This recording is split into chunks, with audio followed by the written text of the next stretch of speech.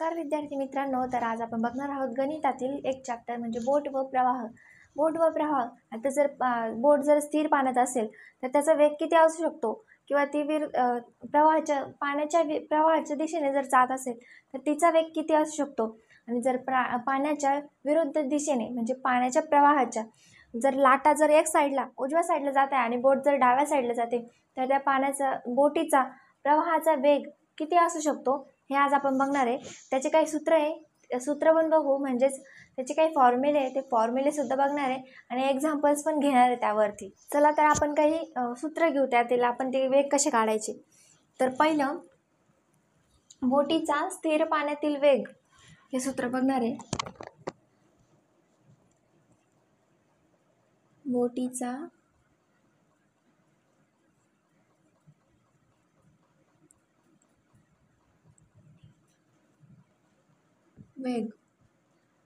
वेग काढायचा आपल्याला बोटीचा स्थिर पाण्याचा. तर त्याच्यासाठी यू हे वापरलं जाणार आहे. U kilometre per hour.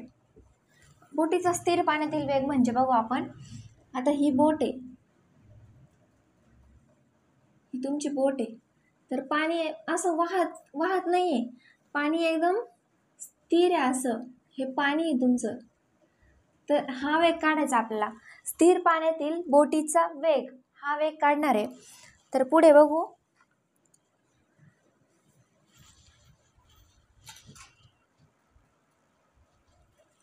तर पुढे बघणार आहे आपण प्रवाहाचा वेग म्हणजे पाण्याच्या प्रवाहाचा वेग. त्याच्यासाठी आपण व्ही वापरणार आहे, किलोमीटर पर हावर. प्रवाहाचा वेग म्हणजे पाण्याचा प्रवाहाचा.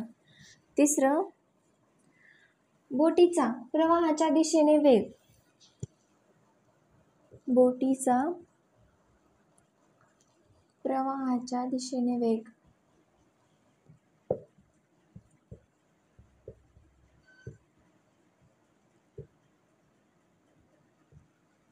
त्याचं U plus V kilometre per hour. म्हणजे याचं कसं माहिती का, बोटीचा प्रवाहाच्या दिशेने वेग म्हणजे आता ही बोट आणि पाण्याचा प्रवाह. तुमची बोट पण इकडे चालली आहे प्रवाहाच्या दिशेने आणि तुमचं पाणी इकडे वाहत आहे. म्हणजे हे दोघांची पण डायरेक्शन एकच आहे की एकाच दिशेने वाहत आहे. तर त्याच्यासाठी आपण हे काढण्यासाठी प्रवाहाच्या दिशेने वेग बोटीचा आणि पाण्याचा तर एकाच वेग. तर त्याचा वेग आपण त्यासाठी हा फॉर्म्युला यूज करणार आहे, U plus V kilometre per hour. चौथं बघू. बोटीचा प्रवाहाच्या विरुद्ध दिशेने वेग.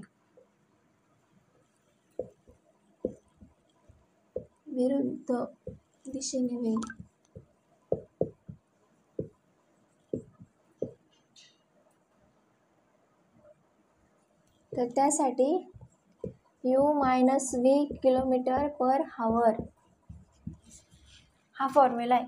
याचं कसं आहे, ही बोट आहे आता आपली, हे पाणी.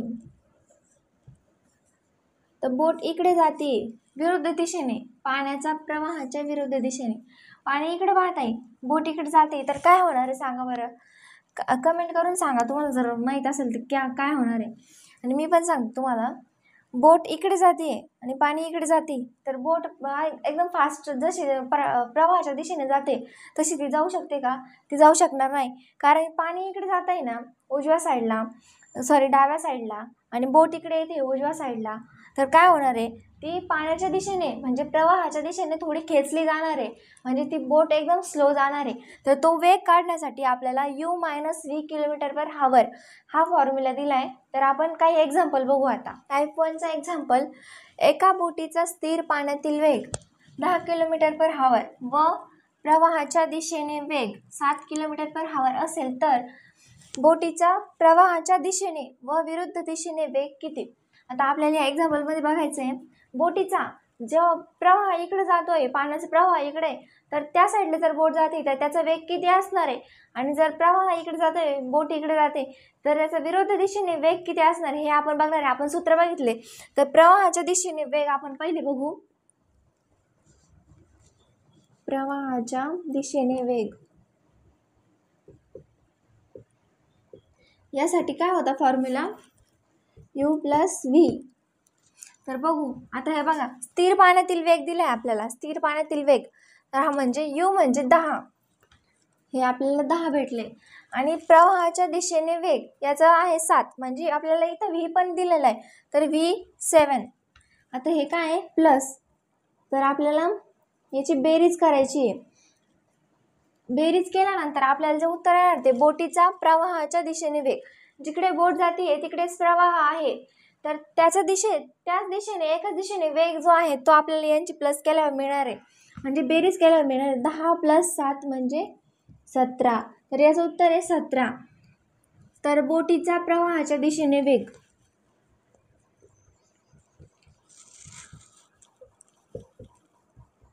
प्रवाहाच्या दिशेने वेग 17 आहे, 17 आहे. आता पुढे बघू, बोटीचा विरुद्ध दिशेने वेग किती. तर विरुद्ध दिशेने वेग, तर त्याचा काय फॉर्म्युला होता, सेम असंच पण मायनस u - v. आता आपल्याला u पण माहिती आहे आणि v पण माहिती आहे, तर 10 - 7 किती येणार आहे, 3 उत्तर येणार आहे याचं. तर विरुद्ध दिशेने वेग काय आहे, 3 येणार आहे त्याचं.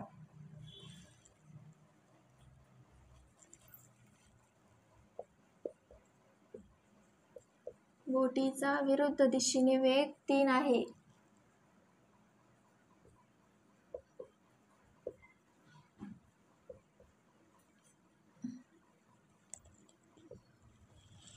विरुद्ध दिशेने वेग हा 3 आहे. तर हे पहिला टाईप झाला एक्झाम्पलचं. खूप सोपं आहे बघा. हे बघा, प्रवाहाच्या दिशेने वेग काढायचा असला तर u + v करायचं, आणि जर संख्या जर दिलेली असली, म्हणजे जे फॉर्म्युला आपल्याला लिहायचे त्याची जर संख्या दिलेली असली तर काही अडचण नाही आहे. 10 + 7 केल्यावर 17 हा प्रवाहाच्या दिशेने वेग असतो, म्हणजे याची जर प्लस केली तर याचं उत्तर भेटतं, आणि जर विरुद्ध दिशेने असलं तर याचं मायनस करायचं, याचंही उत्तर भेटून जातं. याचं उत्तर आलं आहे 3. 10 - 7 केले तर याचं उत्तर आलं 3. तर टाईप 2 बघणार आहे आपण. हे बघा, आता आपण काय बघितलं, u आणि v आता ते दिलेले होते त्यात, तर त्याचा प्रवाहाच्या दिशेने आणि विरुद्ध दिशेने काढायचं होतं. तर आपल्याला प्रवाहाच्या दिशेने वेग हा दिलेला आहे, आणि जर विरुद्ध दिशेने वेग हा पण दिलेला आहे एक्झाम्पलमध्ये. तर स्थिर पाण्यातील वेग काढायचा आहे, तर तो कसा काढायचा आपण बघणार आहे. चला तर बघू. तर बघा, सेकंड एक्झाम्पल, बोटीचा प्रवाहाच्या दिशेने वेग 40 व बोटीचा विरुद्ध दिशेने वेग 20 असेल तर स्थिर पाण्यातील प्रवाहाचा वेग किती. आता आपण बघितलाय फॉर्म्युला, तर चला पुन्हा बघू त्याचा फॉर्म्युला. बोटीचा प्रवाहाच्या दिशेने वेग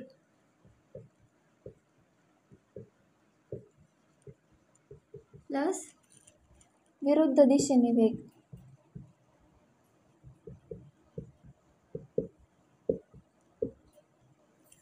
भागिले 2.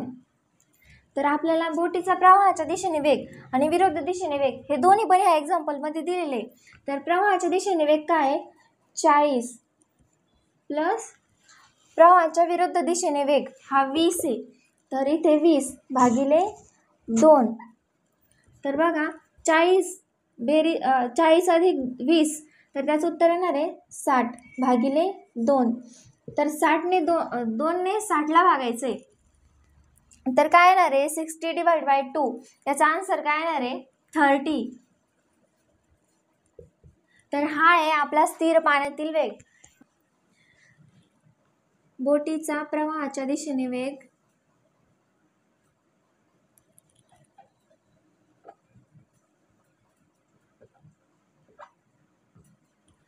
15 असेल तर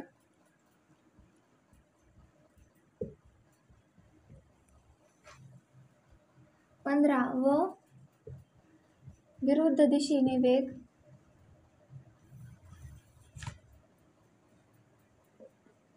20 11 असेल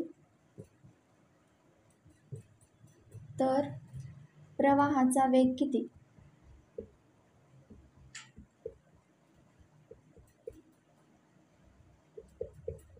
आत्ताच आपण फॉर्म्युला बघितला, तर फॉर्म्युला असा आहे, बोटीचा प्रवाहाच्या दिशेने वेग मायनस विरुद्ध दिशेने वेग भागिले 2. आता या दोन्हींची पण माहिती आहे आपल्याला, बोटीचा वेग किती आणि प्रवाहाच्या दिशेने किती आणि विरुद्ध दिशेने किती. तर 15 मायनस 11 भागिले 2. तर 15 मधून 11 गेले 4 भागिले 2. याचं उत्तर काय आहे? बे एक बे, बे दुने 4. तर याचं उत्तर आहे 2. तर प्रवाहाचा वेग 2 आहे. तर हे बघा, हे आपण बघितलं बोट व प्रवाह हे याचे एक्झाम्पल्स होते. तर हे मी भरतीसाठी एक्झाम्पल्स येत राहतात. तर याचा अभ्यास करा. धन्यवाद.